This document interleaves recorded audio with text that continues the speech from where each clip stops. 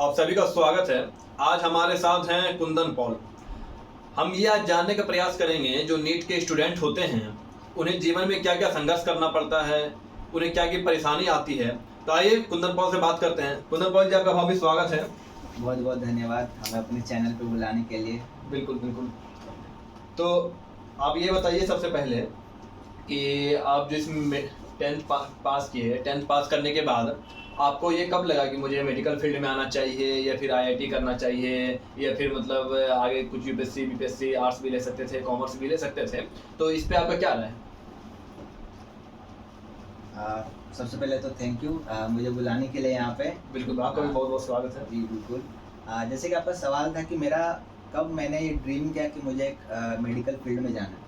तो एक्चुअली देखिए, मैं जो हूँ ना एक बहुत ही मतलब मिडिल क्लास फैमिली से बिलोंग करता हूँ, ठीक है। बिल्कुल बिल्कुल। और इससे भी ज़्यादा है कि मैं जिस जगह से बिलोंग करता हूँ वहाँ पर एजुकेशन सिस्टम उतना अच्छा नहीं है। मैं बोलूँगा कि मैंने 5-6 तक जो है मैं गवर्नमेंट स्कूल मतलब जो सरकारी स्कूल होता है जहाँ पर खिचड़ी भात खिलाता है, एक्चुअली मैं वहाँ से पास आउट हूँ, ठीक है।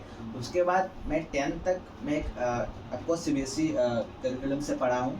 तो 10th के बाद 10th में मेरा और वैसे देखिए मैक्सिमम जो भारत की आबादी है, तो भारत की आबादी भी मतलब को बहुत ज़्यादा रीच नहीं है। जो भारत की मैक्सिमम आबादी आती है या तो वो मध्यम वर्ग से आती है या फिर वो निम्न परिवार से आती है। तो बहुत सारे ऐसे स्टूडेंट हैं जो सरकारी स्कूल से पढ़ते हैं, उसके बाद फिर मतलब आगे जाकर के बहुत अच्छा करते हैं। तो ऐसा कि मतलब भारत का वो मेजोरिटी सेक्शन आता है जो निम्न वर्ग और मध्य वर्ग के हैं। हाँ बिल्कुल, आपने सही कहा। तो उस प्रकार मैं बता रहा था कि मैंने 10th जो किया वो सीबीएसई से किया, तो उसमें मेरा 10 सीजीपीए नहीं आया, 9.8 सीजीपीए आया। तो उसके बाद मेरे मन में ये था कि मुझे किस फील्ड में जाना चाहिए। तो वहाँ पर भी मैं उतना जो था सटीक मैं अपने आप को नहीं समझा पा रहा था कि मुझे किस फील्ड में जाना है। बिल्कुल। बट सोसाइटी में तभी प्रिविलेज था कि सबको इंजीनियरिंग करना है। तो मेरे समय आईटी का बहुत क्रेज हुआ करता था। आईटी का मतलब रहता था कि अगर को हुआ तो वो आईआईटीएन है, तो उसको क्रेज हुआ होता था आईआईटीएन का। मेरे भैया भी इंजीनियरिंग कर रहे थे। अच्छा। तो मुझे कुछ मेरे जो पेरेंट्स थे कुछ मेरे पापा बोल रहे थे कि इंजीनियरिंग कर लो, बट मम्मी और मम्मी घर साइड वाले बोल रहे थे कि मेडिकल लाइन कर लो। तो मैं इसी मतलब ये कसमकस से मैंने मतलब इसी डाउट में रह के मैंने क्या किया कि 11-12 मैंने बायो प्लस मैथ दोनों ले लिया। अच्छा। बट मैंने तभी तक अपने आप को डिसाइड नहीं कर पाया था कि मुझे किस लाइन में जाना। और ये बात सही है कि बहुत सारे ऐसे स्टूडेंट आते हैं कि मतलब जो 12 में रखते हैं मैथ बायो, इवन हम भी रखे हैं मैथ बायो, तो बहुत सारे स्टूडेंट होते हैं कि साथ में दोनों रख लेते हैं। फिर उस समय आगे जैसा डिसीजन होगा उस समय देखा जाएगा। तो बहुत सारे स्टूडेंट होते हैं कि दोनों रखते हैं। बहुत अच्छा बात है, रखना भी चाहिए। लेकिन ये उस टाइप से होया कि दो नाव पे सवार दो नाव पे सवार होना तो खतरा थोड़ा ज्यादा रहता है। तो जैसे मैं 11-12 में मैंने मैथ प्लस बायो दोनों लिया, तो 11-12 में मेरा क्या हुआ कि बायो में इंटरेस्ट ज्यादा चला गया और मैथ में क्योंकि डिफरेंशिएशन इंटीग्रेशन था तो उसका थोड़ा सा मतलब कि धीरे-धीरे उसका फोकस और जो इंटरेस्ट था वो धीरे-धीरे घटने लगा और बायो की तरफ इंटरेस्ट ज्यादा आने लगा। और ये चीज भी आप देखिए जो मतलब खास तौर पे मेडिकल फील्ड से जो स्टूडेंट रहते हैं तो उसे एक तरह से मैथ का जो है वो फोबिया हो जाता है कि मतलब कैसे मैथ से उसको डर लगने लगता है। अच्छा, इंटीग्रेशन आ रहा है क्या, डिफरेंशिएशन आ रहा है क्या, मतलब एक मैथ से जो है खौफ रहता है। इसीलिए आप अक्सर देखिएगा जो मेडिकल फील्ड से हैं उसका फिजिक्स कहीं ना कहीं कमजोर हो जाता है। मतलब 90% केस में आपको ऐसा मिल जाएगा जो नीट बैकग्राउंड से हो, बायो बैकग्राउंड से हो, तो उसको फिजिक्स से ही कहीं ना कहीं दिक्कत होने लगता है क्योंकि उसे मैथ से डर लगने लगता है। ये बात बिल्कुल सही बोले आप। बिल्कुल, आपने एकदम सही जो रीजन पकड़ा एकदम सही है कि जो मैथ ही उसका कमजोर होता है, इसकी वजह से फिजिक्स में ही डर रहता है और फिजिक्स ही उन लोगों का जो ले डूबता है, उन लोगों का जो सिलेक्शन है फिजिक्स के कारण ही बहुत ज्यादा दिक्कत होती है। तो मैंने 12 किया और 12 में मेरा 90% नहीं आया था, 87% आया था मेरा। तो 12 के बाद भी मैं डाउट में था कि मुझे करना क्या है। अच्छा। 12 के बाद फिर मैंने डिसाइड किया मेरा बायो में ज्यादा इंटरेस्ट हो गया, तो मैंने सोचा कि चलो डॉक्टर की ही तैयारी कर लिया जाए। बट मुझे तभी तक नीट नाम का वर्ड मुझे पता नहीं था कि नीट एक्चुअली होता क्या है, ठीक है। तो फिर मैंने अपने टीचर से पूछा जो मुझे बायो पढ़ाते थे कि मुझे डॉक्टर बनना था, कैसे क्या करना पड़ेगा। तो वो बोले कि नीट एग्जाम होता है, उसको क्वालिफाई करना होता है, तब आप जाके डॉक्टर बनोगे। तो आप तैयारी करने के लिए किसी बड़े कोचिंग में गए थे या फिर आप घर से ही पढ़ करके तैयारी किए? क्योंकि होता है कि नीट के लिए बड़े कोचिंग हैं, तो बहुत सारे स्टूडेंट बहुत बड़े कोचिंग में जाते हैं तैयारी करने के लिए। तो आप मतलब सेल्फ स्टडी से किए या फिर मतलब किसी बड़े कोचिंग से गए या फिर किसी छोटे टीचर से पढ़े, मतलब क्या रहा आपका? देखिए, इसमें ये बात छुपी नहीं है कि जो भी बच्चे मेडिकल का तैयारी करते हैं उनका बस एक ही ड्रीम होता है कि वो एलन से ही करें। है ना, बिल्कुल। कि कोटा जाए, एलएन से वो तैयारी करे, चाहे वो कोटा एलन से करे या फिर दिल्ली आकाश से दिल्ली करे, आकाश से तो करे। मतलब ये पर मोस्टली उसमें हाँ, रहता है कि एलएन से ज्यादा एलन से करे, रहता है, क्योंकि LN मतलब एक हाँ। बड़ा सेक्शन रहता है कि मतलब क्या कहते हैं, चाहे जो झारखंड बिहार से, जो यूपी से, जो ये 3 स्टेट से जो मेनली बच्चे आते हैं, तो इस सब का जो मेजोरिटी ये रहता है कि मतलब वो जाकर के कोटा एलन से तैयारी करें, अगर एलन ना हो तो फिर आकाश से तैयारी हाँ। करें, तो वो लोग का कि ये रहता है। और मतलब आप हालात भी ऐसा देखिएगा, कोटा में जो मेजोरिटी ऑफ स्टूडेंट जो रहते हैं वो झारखंड बिहार यूपी, ये मतलब 90% बच्चा जो है वहाँ कवर कर लेते हैं। बिल्कुल, बात ये है क्योंकि वो ब्रांड ट्रस्ट बना चुका है, चलो काफी ज्यादा सिलेक्शन दे चुका है, इसलिए तो बच्चे ज्यादा प्रीफर करते हैं कि वहीं पर जाएं। तो मेरे भी टीचर ने बोला कि तुम एलएन जा सकते हो, तो मैंने जब घर में ये बात रखी कि मुझे भी मेडिकल का तैयारी करना है और मुझे भी एलएन जाना है, कोटा जाना है, अच्छा, तो अच्छा। सबसे पहली बात झारखंड से कोटा काफी ज्यादा डिस्टेंस पड़ जा रहा है, हाँ, है ना, दूर ये पड़ जा ईस्ट रहा पड़ जा रहा है तो वेस्ट पड़ जा रहा है। और दूसरी बात ये थी कि हम लोग का जो फाइनेंशियल कंडीशन था कि उतना अच्छा नहीं था कि मेरे पापा जो है वो एलएन भेज सके मेरे को। और वहाँ खर्च भी बहुत ज्यादा होता है ना, कि आपको सिर्फ अगर 1 साल पढ़िएगा तो फीस सब लगभग 1,10,000 20,000 लग जा रहा है, उसके बाद फिर आपको रहने खाने का 10,000 12,000 बिल्कुल, 15,000 पर अगर मंथ तक खर्च हाँ। लग जा रहा है। तो मतलब सही बात है कि मतलब जो जिनका इनकम कम है उनको उतना एफर्ट करना वो बहुत ज्यादा परेशानी वाला बात होता है। सही बात है। पापा से मैंने बात किया तो पापा जब वहाँ को फी बता के, तो हम लोगों ने डिस्कस किया ऐसे ऐसे बात, वैसे पापा मुझे भेजना चाहते थे, बट मैं घर की स्थिति को देखा, मैं जान रहा था कि पापा उतने सक्षम नहीं है कि मुझे एलएन कोटा भेज सके, अगर भेजते भी तो कोई लोन लेके ही मुझे भेजते। तो बट मेरे पास एक दूसरा ऑप्शन था, वो पटना जाना था। पटना में एक इंस्टीट्यूट है, गोल इंस्टीट्यूट बोल के, उतना ज़्यादा मतलब कि बहुत ज़्यादा नामी नहीं है, बट बिहार और झारखंड के लिए बहुत अच्छा कोचिंग हाँ। है, और वहाँ का फी भी उतना ज़्यादा नहीं है, नॉमिनल फी है, और वहाँ पर कुछ कुछ जो है आपको डिस्काउंट भी मिलता है बेस्ड ऑन योर परफॉर्मेंस, जो कि वहाँ पे टेस्ट लिया जाता है। तो मैंने प्रेफर किया कि पटना ही जाना चाहिए मुझे, फिर मैं पटना गया, गोल में एडमिशन लिया, वहाँ पे मैंने वहाँ टारगेट बेच में एडमिशन लिया, तो मैंने वहाँ 1 साल की तैयारी की वहाँ से, बट जो फर्स्ट ईयर मैंने तैयारी की वहाँ पे मैं अच्छा स्कोर नहीं कर पाया। तो मैंने पहला बार स्कोर किया तो मैं ओनली 442 स्कोर कर पाया था। तो उस समय आप बहुत ज़्यादा प्रेशर में आए होंगे कि मतलब कि इतना पैसा भी खर्च हो गया, नंबर बहुत कम आ रहा है, तो घर वाले का भी प्रेशर रहा होगा। इवन देखिए, घर जब सिलेक्शन नहीं होता है तो घर वाले के जो अगल बगल हैं, जो पड़ोसी हैं, उनका भी मतलब एक तरह से ताना मारना, चाहे सामने हो या फिर साइड से हो, वो सब भी स्टार्ट हो जाता है। तो वो सब फेस से आप फिर कैसे गुजरे? देखिए एक्चुअली क्या था, जैसे मैंने 12 से पार होके जब मैं एक कोचिंग इंस्टीट्यूट में जब पढ़ने गया, तो आप ये जानते होंगे कि स्कूलिंग का पढ़ाई कोचिंग का पढ़ाई में बहुत डिफरेंस रहता है। हाँ बिल्कुल, बहुत ज्यादा डिफरेंस रहता है। बहुत ज्यादा डिफरेंस स्कूल रहता तो है। सिर्फ मतलब चलिए पास हो जाएंगे बस। किसी भी तरह से, वो हाँ। बस वो एक मोटिव रहता है स्कूल वालों जब का। मैं कोचिंग गया तो मुझे अपना लेवल पता चला कि मैं कितना नीचे हूँ सबसे, मैं कंपटीशन में कितना पीछे हूँ। तब उस टाइम जब मैं फेल हुआ, तब मुझे काफ़ी ज़्यादा जो है वो सोसाइटी का जो है, मतलब जो मेरे आस पड़ोस के जितने भी आदमी थे, जितने भी अंकल आंटी थे, सब ने मुझे बहुत काफ़ी ज़्यादा मेरा मजाक उड़ाया। वो बोल रहे थे कि अच्छा हुआ, अच्छा इसका बेटा तैयारी करने गया था डॉक्टर का, क्या हुआ? हुआ तो नहीं, पैसा बर्बाद कर दिया पापा का। तो बहुत मतलब क्या होता है ना, मम्मी पापा बोलते हैं मेरा बेटा तैयारी कर रहा है, मेडिकल का तैयारी, डॉक्टर का तैयारी करता है। और जाने से पहले होता है कि हाँ। हम मतलब जो हम लोग का घर का इलाका है, चाहे वो झारखंड बिहार यूपी कहीं का हो, तो जाने के बाद पता चल ही जाता है। और साथ में जो घर वाले हैं वो भी बोलते हैं अच्छा यहाँ तैयारी करने के लिए भेजे हैं, या फिर कोई पूछते हैं तो वो भी बोलते हैं।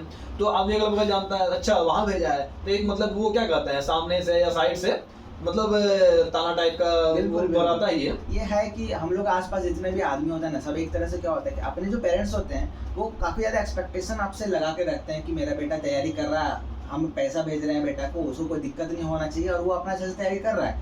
लेकिन बाकी जो बाद बाकी दुनिया है उसको कोई लेना देना है नहीं। देखिए वो बस चाहेंगे कि आपका किस तरह से टांग खींच के आपको नीचे लाए, ठीक है। देखिए दुनिया वाले क्या है कि मैक्सिमम जो है आपके अगल बगल आस पड़ोस के आदमी आपके सामने तो बहुत अच्छा अच्छा बोलेंगे, सामने आपके बहुत अच्छा अच्छा मीठी मीठी बात करेंगे, देखिए नहीं इसका कैसे नहीं हुआ, बहुत मेहनत कर रहा था, लेकिन अंदर से या फिर जो उस किसी और के पास जो जाकर के बोलेंगे पढ़ता ही नहीं था कैसे होगा। तो मतलब एक वो जो है मतलब अंदर से कहीं ना कहीं जो मतलब क्या कहते हैं आपको पीछे टालने के लिए, पीछे खींचने के लिए ही लगे रहते हैं। देखिए दुनिया में हमें जहाँ तक लगता है आपके परिवार वाले और आपके गुरु के अलावा दुनिया में कोई आपका अपना नहीं है। जो भी है मतलब वो तो आप या तो आपको पीछे करने के चक्कर में रहेगा, किसी ना किसी तरह आपको नुकसान करने के चक्कर में रहेगा। तो मुझे जहाँ तक लगता है कि जो दुनिया में है वो सबसे जो प्रायोरिटी में है, जो आपके लिए हित में लिए चाहते हैं, वो जो है वो सिर्फ परिवार वाले और शिक्षक ही। बात आपने एकदम सही कही। एक्चुअली जब मैं फेल भी हुआ था नीट में, मैंने 3rd ड्रॉप में एक्चुअली नीट क्रैक किया, तो मैंने बाकी जो तीनों ड्रॉप में जो मेरे साथ थे, जो मैंने डाउनफॉल जो मैंने जो झेला है, उस टाइम बस मेरे मम्मी पापा, मेरे भैया और जो मेरे गुरु थे वही मेरे साथ थे, और बाकी जो देश दुनिया मेरे जीवन मेरे दोस्त मेरे दोस्त भी मेरा मजाक उड़ाते थे, इवन मेरे जो सोसाइटी के जो आदमी थे, मैं इतना सेल्फ कॉन्फिडेंस मेरा डाउन हो चुका था कि मैं घर से निकल नहीं पाता था। एक्चुअली जब निकलता था भी अपना सर नीचे करके निकलता था, क्योंकि होता है ना कि सबको जानता है कि अच्छा ये तो मेडिकल की तैयारी कर रहा है और नहीं निकला, वो 2 साल से तैयारी कर रहा है, नहीं निकला। तो उसके बाद होता है ना कि अलग से आपका जो सेल्फ कॉन्फिडेंस है बहुत ज्यादा डाउन हो जाता है ना, कि आप नजर नहीं मिला पाते हैं किसी से, क्योंकि सबका एक्सपेक्टेशन। और ये दिक्कत जो है बहुत सारे बच्चों के साथ है, मेजोरिटी ऑफ बच्चों के साथ है जो 2 साल या 3 साल से तैयारी कर रहे हैं। मतलब ये प्रेशर उसके ऊपर बना हुआ रहता है और कहीं ना कहीं ये प्रेशर से उसका नंबर कम हो जाता है। मतलब एक मेंटल प्रेशर बना रहता है कि अच्छा मेरा पड़ोसी क्या कह रहा है, ये क्या कह रहा है, वो क्या कह रहा है। जब वो बातों को वो सोचता है तो उसका परफॉर्मेंस और ज्यादा खराब हो जाता है, लेकिन वो गलत कर रहा है। ऐसी बातों को मतलब वो सिर्फ ऊपर निकाल दे, ठीक है जो बोल रहा है बोलने दो, उनको उससे क्या दिक्कत है, जब रिजल्ट आएगा तो अपने आप देख लेगा। तो ऐसी बातों को जो अभी नीट की तैयारी कर रहे हैं, जो बच्चे एग्जाम देने वाले हैं 24 में 25 में, तो वो बच्चों को ध्यान रखना चाहिए कि कौन क्या बोल रहा है, इससे फर्क नहीं पड़ना चाहिए। अपना तैयारी और ऊपर बढ़ना चाहिए, उसको ये अंदर आग लगना चाहिए, अच्छा बोल रहा है कोई बात नहीं, 4 नंबर और बढ़ाएंगे, 2 क्वेश्चन और सही क्या आ जाएगा, तो वो अंदर उसका जुनून और आग आना चाहिए। आप बिल्कुल सही बोल रहे हैं, लेकिन बच्चा तो अगर बच्चा होता है वो बात तो है, वो एक्चुअली बहुत ही वल्नरेबल स्टेज में रहता है, ठीक है। वो जो स्टेज रहता है, जो बच्चा जब ड्रॉप लिया रहता है ना, वो बहुत ज्यादा वल्नरेबल स्टेज में रहता है, कि वहाँ पे जरा सा भी अगर कोई उसको पिन मार देना तो तुरंत फट जाता है, ठीक है। तो वो जो स्टेज है, वो बच्चा को बस जब आप तैयारी कर रहे होंगे तो आप जान रहे होंगे वो स्टेज, वो एज ग्रुप भी ऐसा है ना, वो एज ग्रुप भी ऐसा है कि मतलब उसमें बहुत सारा मतलब अच्छा सामने वाला क्या बोल दिया, वो क्या बोल दिया, तो वो एक एज ग्रुप भी बहुत ज्यादा मैटर करता है वो चीज। अभी अगर हम लोग नीट क्रैक कर लिए, उसके बाद हम लोग को बोलने के लिए आसान रहता है कि आप लोग को ऐसा करना हो, वैसा करना है, लेकिन जब हम लोग उस फेज में थे तब हम लोग के साथ जो परिस्थिति थी वो हम ही लोग बस समझ सकते हैं हम लोग के साथ क्या उस टाइम गुजर रहा था, है ना। कि इतना सारा जो ताना झेलने के बावजूद हम लोगों ने कैसे मेहनत किया। जब हम पढ़ते थे, मुझे याद है अभी भी, जब मैं फाइनल नीट 2021 का एग्जाम दे रहा था, एग्जाम में बैठा हुआ था, मुझे फिजिक्स का क्वेश्चन इस बार हार्ड था और फिजिक्स का क्वेश्चन मुझसे नहीं बन रहे थे, तब उस टाइम जो है ना सारा ताना मेरा माथा में घूम रहा था। 10 मिनट मेरा बस इसीलिए बर्बाद हुआ था कि मैं बस वही सब सारे चीज़ को मैं लेकर मैं अपने आप को मगअप कर रहा था कि मैं अगर इस बार भी नहीं निकला तो बाहर जाके मैं दुनिया वालों को क्या बोलूँगा, मेरे मम्मी पापा क्या मुंह दिखाएंगे सोसाइटी वाले को, मेरे चाचा मेरे मामा जी क्या बताएंगे वो लोग को, है ना। तो बहुत ज़्यादा प्रेशर रहता है, ठीक है। तो बट सारे प्रेशर, जितना भी कठिनाइयाँ थी, जितना भी प्रॉब्लम थी, मैंने अपना मेहनत 100% दिया था, मैंने अपना एफर्ट 100% दिया था।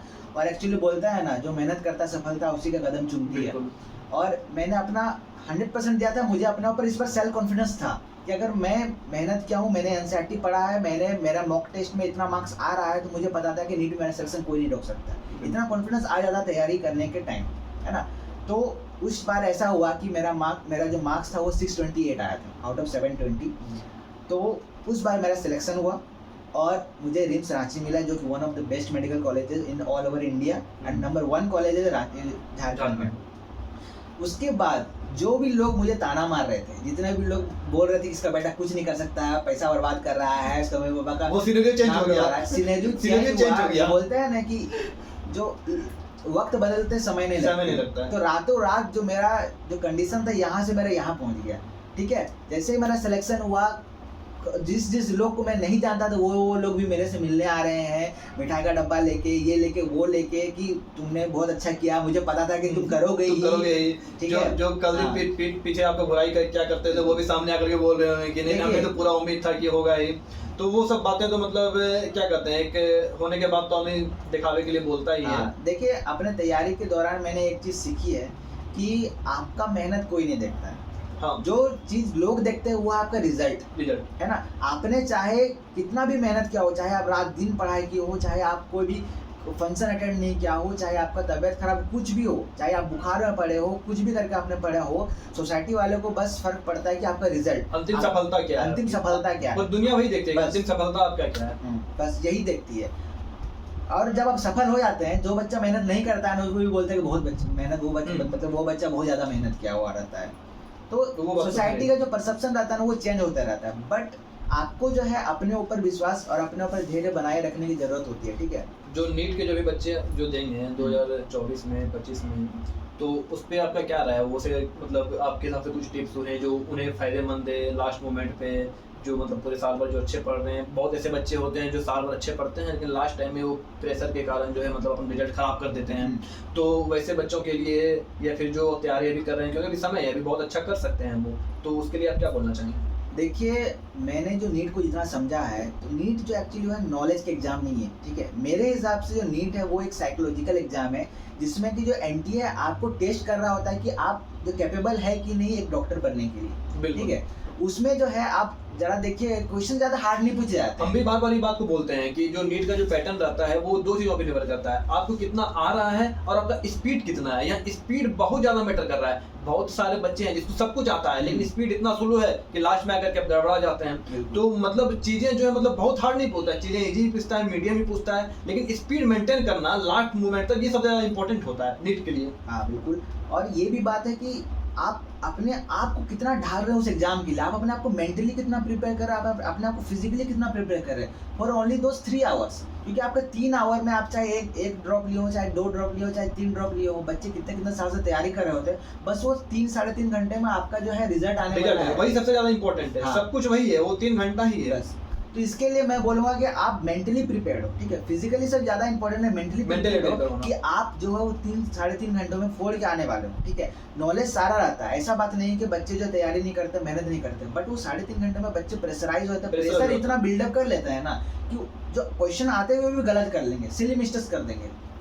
तो एनटीए वही चाहता ही है कि आप प्रेशर को कितना हैंडल कर रहे हैं। जो बच्चा एनटीए का पेपर को अगर हैंडल कर पा रहा है वो डॉक्टर आराम से बन सकता है। बिल्कुल बिल्कुल सही बात है। अगर इमरजेंसी का कोई केस आया, अभी हम लोग देखिए, जैसे केस हम लोग देख रहे हैं, इमरजेंसी में ट्रॉमा सेंटर जाते हैं, वार्ड विजिट करते हैं, हम लोग देख रहे हैं कि पल में कितना तुरंत टाइम चेंज होता है, तुरंत हम लोग को ईसीजी देखना पड़ता है, तुरंत हम लोग को पल्स रेट देखना पड़ रहा है, तुरंत बीपी देखना पड़ रहा है, हर चीज हम लोग को मद्देनजर देखते हुए हम लोग को मेडिकेशन देना पड़ता है। अगर वही बच्चा सेम वो एनटीए हम लोग को एप्लीकेबल कर रहा है, अप्लाई कर रहा है वो एनटीए का पेपर पे, जो बच्चा वो 3.5 घंटे को झेल लिया, वो जो है वही बच्चा है जो डॉक्टर बनने लायक है, ठीक है। और इसके लिए आपको बस बुक जो होता है, बुक पर आप नॉलेज आप गेन कर रहे हैं। आप क्या बोलते हैं, एनटीए तो पूरा बोल दिया कि जो क्वेश्चन है वो पूरा एनसीईआरटी बेस्ड है, एनसीईआरटी से एक भी क्वेश्चन बाहर नहीं होने वाला। सबसे इधर तो दिमाग ही नहीं लगाना है, जो मेरा पेपर है वो एनसीईआरटी चाहे बायोलॉजी हो। अब बायोलॉजी में तो 95-98% का क्वेश्चन एनसीईआरटी से आ रहा है, 100% नॉट एक दो क्वेश्चन बाहर से कभी किसी आ भी गया तो आ गया, नहीं आता है। देख किसी 1-2 साल में कभी कल आ भी जाता है, तो देखिए हम एक दो साल के लिए उसको छोड़ भी दें। अगर बच्चा 98% भी बायो में मार्क्स ला रहा है, 360 में चलिए 355 350 भी ला रहा है, तो एक अच्छा नंबर है, ठीक है। बायो के हिसाब से तो फिजिक्स और केमिस्ट्री उसको भी अच्छा करना है। इवन केमिस्ट्री में भी जो आपका ऑर्गेनिक है, इनऑर्गेनिक है, उसमें भी एनसीईआरटी से क्वेश्चन डायरेक्ट उठा रहा है। तो वो निर्भर करता है कि आप कितना बार पढ़ रहे हैं, कितना बार रिवाइज कर रहे हैं। हाँ। एक चीज को कितना बार आप पढ़ रहे हैं, नया नहीं पढ़ना है, नया बहुत ज्यादा नहीं पढ़ना है कि हम 50 बुक से पढ़ लिए, इससे भी पढ़ लिए, स्टैंडर्ड से भी पढ़ लिए, यहाँ से पढ़ लिए, नहीं। एनसीईआरटी पढ़ना है, उसके आप जिस भी कोचिंग को प्रीफर कर रहे हैं उसका जो मटेरियल है वो पढ़ना है, लेकिन उसको बार बार पढ़ना है। जो आपको जो मतलब एक आपको जो उसका याद होना चाहिए, एनसीईआरटी लाइन का कॉन्सेप्ट पता होना चाहिए। बिल्कुल। देखिए कहावत है नीट की तैयारी करते वक्त कि कम पढ़ो बट बार बार पढ़ो। ये कहावत एप्लीकेबल इसलिए होता है क्योंकि आप जो नीट की तैयारी कर रहे होते हो उसके लिए फिक्स सिलेबस है, ठीक है। आप कोई भी सब्जेक्ट को लेकर आप पीएचडी नहीं कर रहे होते कि उसके कोई एक टॉपिक उठाए आप उसके ऊपर पूरा रिसर्च कर रहे होते हो। जितना आपके पास इन्फॉर्मेशन है उतना बस अब याद कर लो और वही नीट में ही आएगा, वही एनटीए में भी आएगा। बिल्कुल। बहुत बच्चे ऐसे सोचते हैं कि बाद में हम रिसर्च करेंगे, बहुत ज्यादा जानकारी चाहिए, रिसर्च करेंगे उसको बाद में टाइम मिलेगा। एमबीबीएस करे, उसके बाद पीजी करे, उसके बाद रिसर्च करे, उसको बाद में बहुत टाइम मिलेगा रिसर्च करने के लिए। अभी बस उतना पढ़ना है जितना उसे जरूरत का है। सबसे इंपॉर्टेंट फैक्टर है ये। बच्चा सोचते हैं कि नहीं हम इसको यहाँ से भी पढ़ लेंगे, यहाँ से भी पढ़ लेंगे, यहाँ से भी पढ़ लेंगे, इस चक्कर में वो उसको समराइज नहीं कर पाते हैं। इसलिए अभी जितना सा जरूरत है उसको उतना ही पढ़ना चाहिए। बिल्कुल। मैं बोलूँगा कम पढ़ो, बार बार पढ़ो, है ना। जितना बार आप रिवाइज करोगे, जितना बार आप उस चीज़ को बार बार पढ़ोगे, जितना बार आप फॉर्मूले रिवाइज करोगे, जितना बार आप शॉर्ट नोट्स को रिवाइज करोगे, जितना बार आप एनसीईआरटी को पढ़ोगे, उतना ही अच्छा आपका मार्क्स आएगा मॉक टेस्ट में। और धीरे धीरे आपका सिली मिस्टेक्स भी है वो धीरे धीरे कम होगा, ठीक है। और इसी टाइप से आपका जो है धीरे धीरे करके मार्क्स बिल्डअप होगा। और वो दिन दूर नहीं जब आप भी एक व्हाइट कोट एप्रन पहन के बैठे होंगे, जब आप गले में स्टेथोस्कोप लगाएंगे, है ना। बिल्कुल सही बात बोल रहे हैं आप। बिल्कुल। तो इसी के साथ जो है आज का जो ये सेशन है, कुंदन पॉल जी बहुत अच्छा चीज बताया आप सभी को। तो इसके साथ आप लोग को जो भी नीट के एस्पायरेंट हैं, बेस्ट ऑफ लक और अच्छे से अपना तैयारी कीजिए। आपको हमारे से आने के लिए बहुत बहुत धन्यवाद। थैंक यू सो मच मुझे बुलाने के लिए। मुझे बहुत अच्छा लगा अपनी कहानी बताने के लिए, और आपने भी बहुत अच्छा ज्ञान दिया, आपने भी बहुत अच्छी बातें बताई। आई होप कि सारे नीट एस्पायरेंट को हेल्प करेंगे, सारे सबको अच्छे लगेंगे।